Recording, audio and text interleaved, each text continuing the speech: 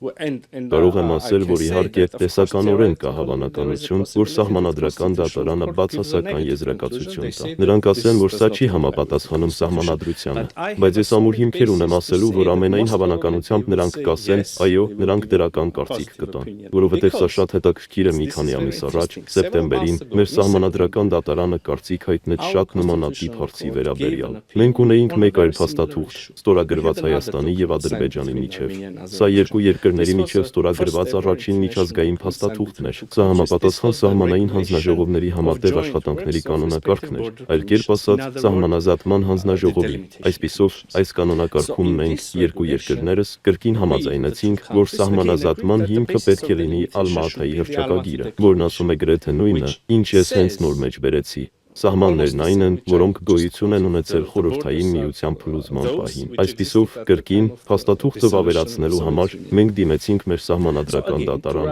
եւ մեր Սահմանադրական դատարանն ասաց, որ սա լիովին համապատասխանում է մեր Սահմանադրությանը։ Այնպես որ ես ամուր հիմքեր ունեմ ենթադրելու, որ Խաղաղության պայմանագրի դեպքում, որն ասում է նույն բանը, լավ հնարավորություն կա, որ մեր Սահմանադրական դատարանը կրկին կասի, որ սա համապատասխանում է մեր Սահմանադրությանը։ Այսպիսով խնդիր չկա։ Զուգահեռաբար մենք տեսնում ենք եւ մենք ունենք մեր սեփական մտահոգությունները կապված Ադրբեջանի Սահմանադրության հետ։